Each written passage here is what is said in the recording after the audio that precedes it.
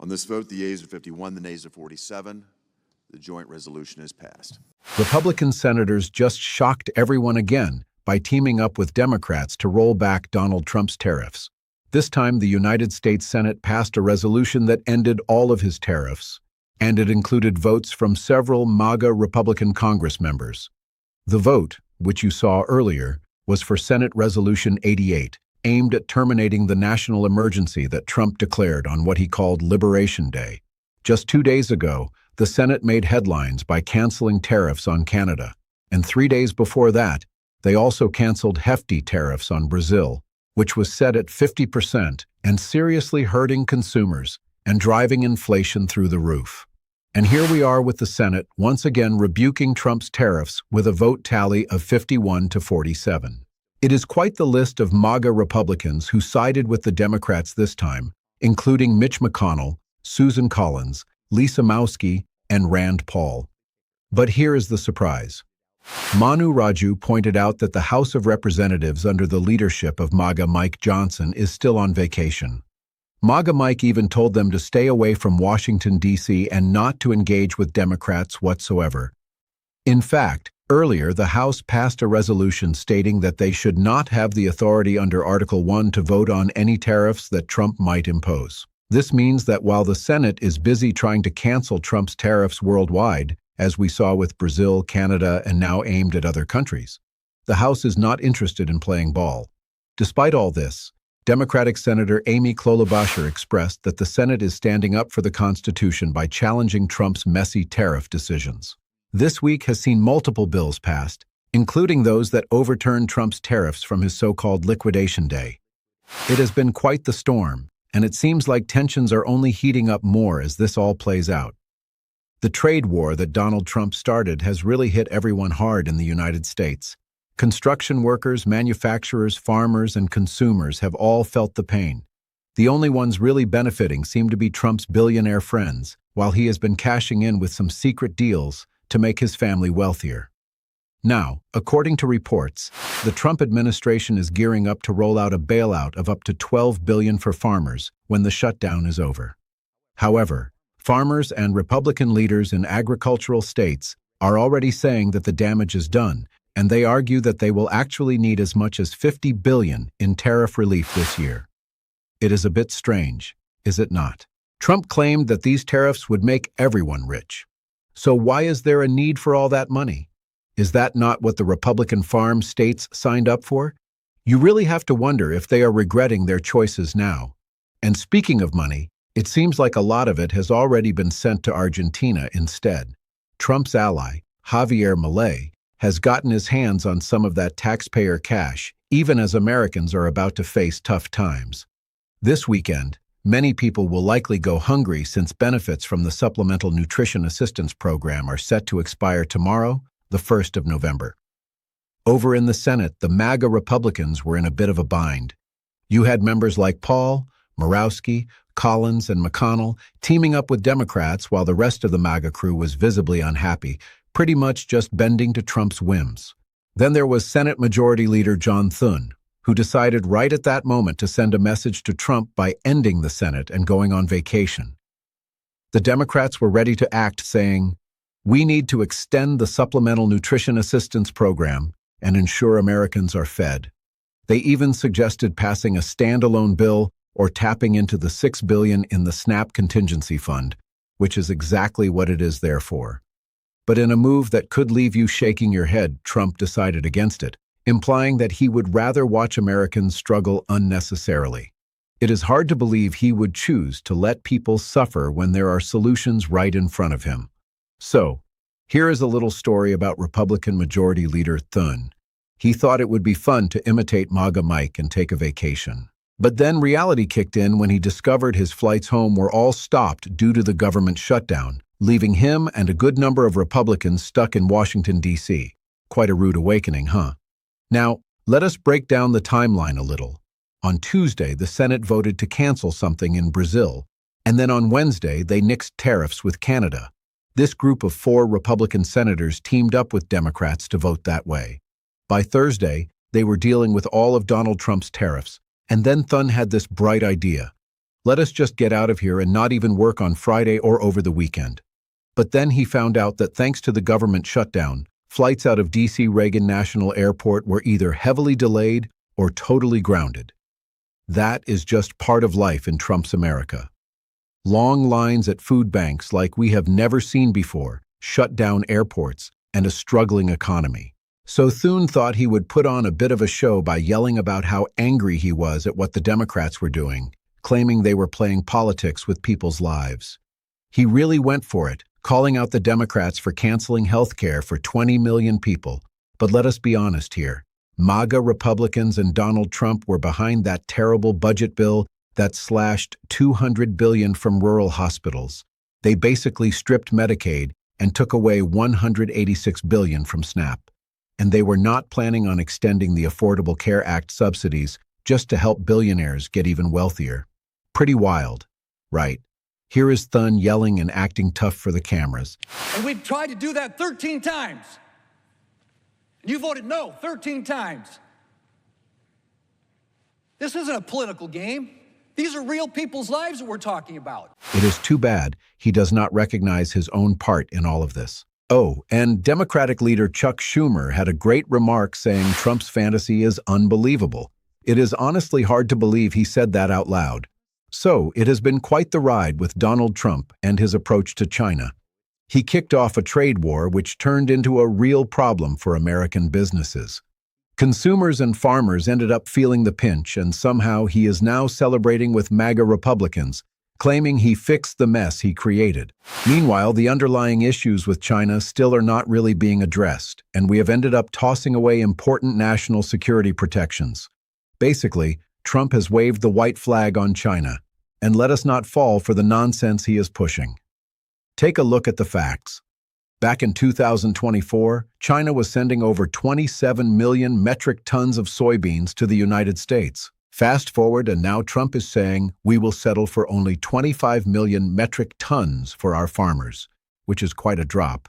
Under former President Biden, we had China sending us rare earth elements pretty freely with no export controls. But when Trump declared that trade war, China slapped on some serious export controls, actually ramping them up just last month. They say they will review these controls each year, but there is no certainty we will continue getting rare earth elements from them.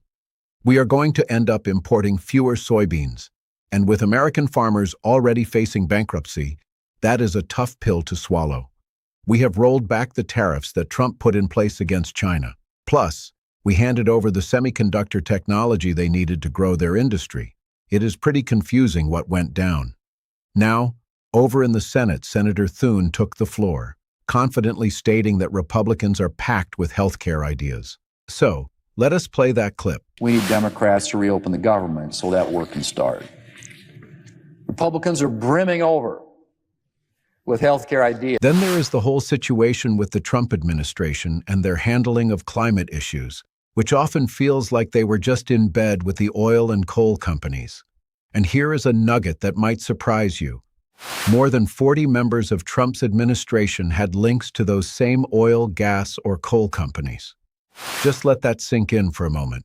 Quite a lineup of folks who once worked for or were tied to those industries. There has been a deep dive into how fossil fuel companies seem to have taken over America's energy and climate policy, and it is honestly hard to believe the findings. According to a report from Public Citizen and the Revolving Door Project, there are 111 insiders from the fossil fuel sector, along with people who oppose renewable energy holding positions across the White House, the Environmental Protection Agency, and the Departments of Energy and the Interior. A shocking 43 of these individuals used to work for the very industries they are now supposed to oversee.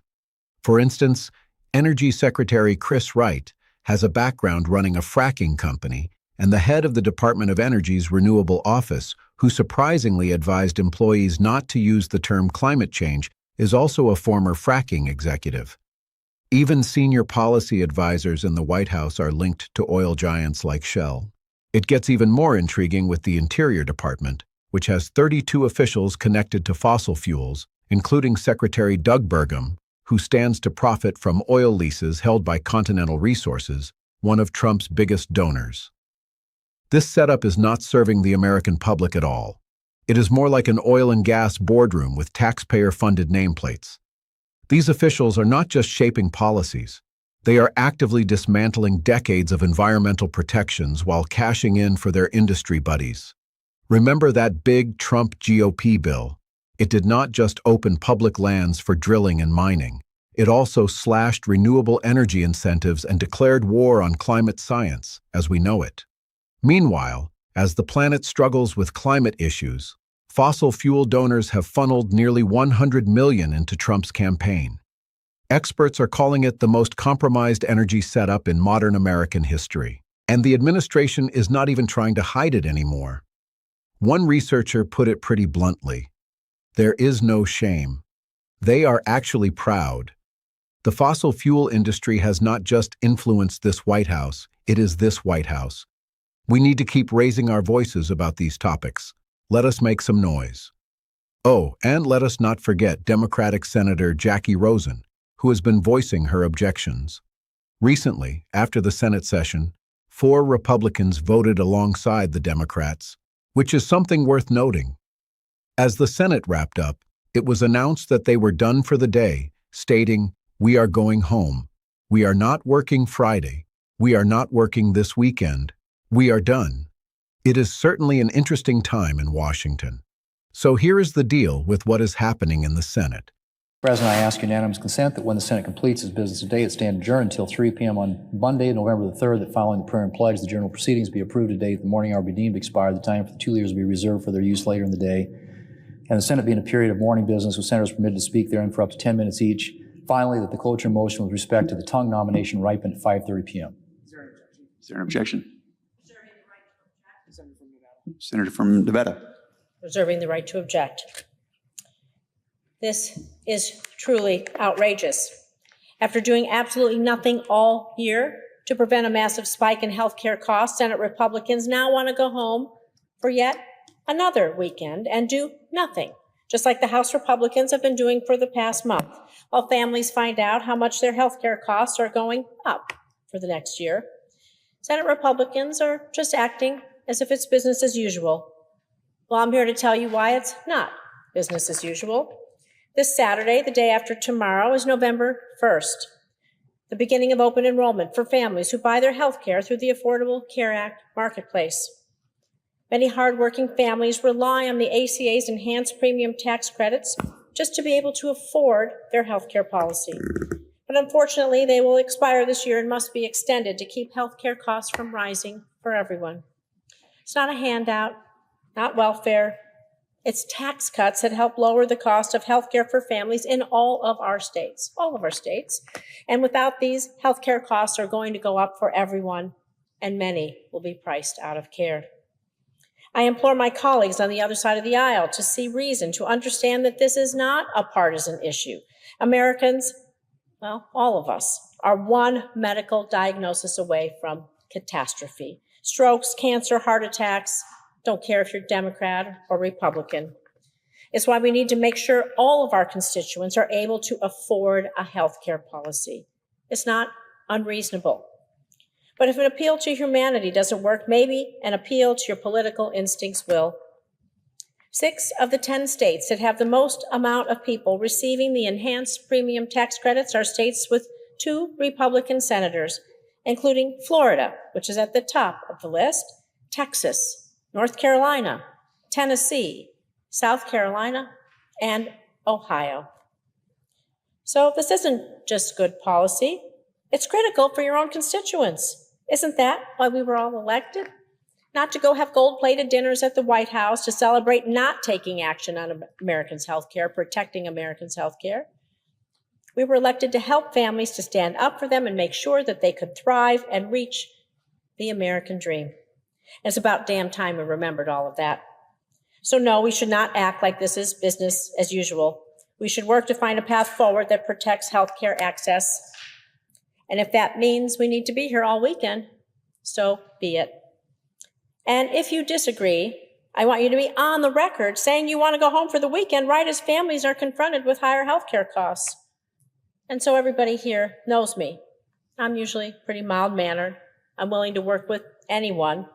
And I remain willing to work with my colleagues on both sides of the aisle to prevent healthcare costs from going up in the future. But I'm fed up. The dysfunction in this place is going to have real consequences when people lose their healthcare coverage. And I'm done. I'm just done. We need to figure this out, work in a bipartisan way, not next week, but right now.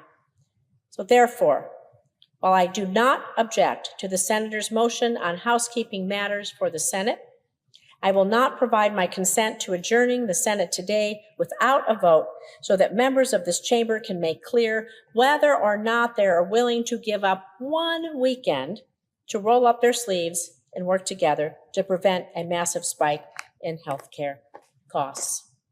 Thank you. Further business to come before the Senate, I move to it.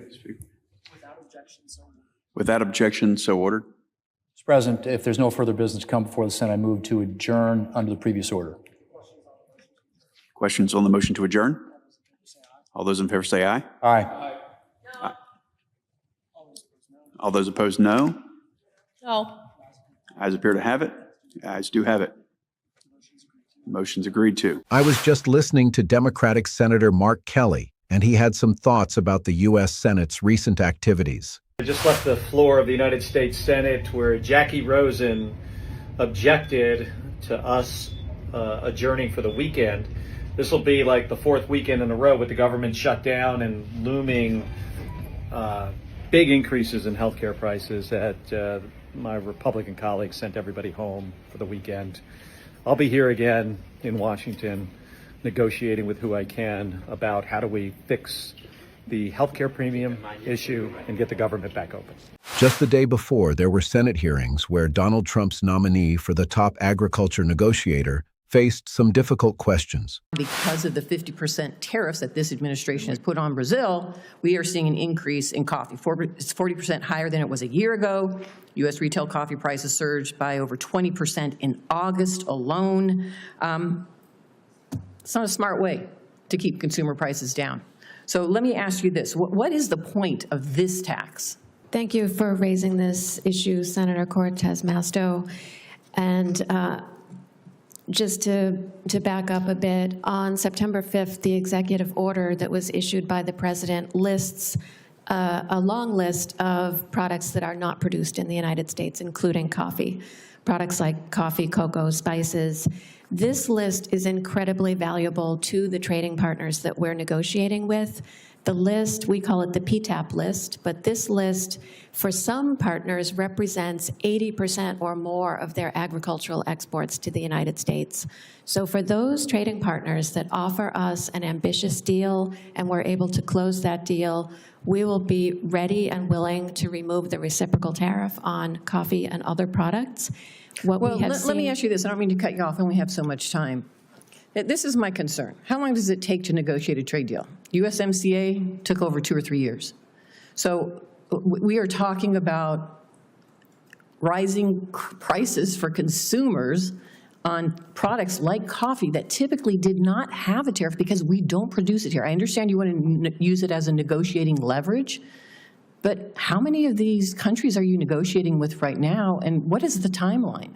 And can I say, shouldn't there be certain commodities like coffee, which we do not manufacture in abundance here, that the American public doesn't have to be part of leverage in the costs that they're paying at the expense of a decision made by this administration? There was a recent exchange in the Senate involving a hearing where Democratic Senator Elizabeth Warren was really pressing an administration representative about the struggles faced by American soybean farmers. It's an easy question. I'm asking you if you agree with American soybean farmers themselves, whose interests you are supposed to represent in this job, and they are ringing the alarm about their own economic livelihoods. Surging farm bankruptcies, soybean farmers losing access to key markets when we prop up these competitors.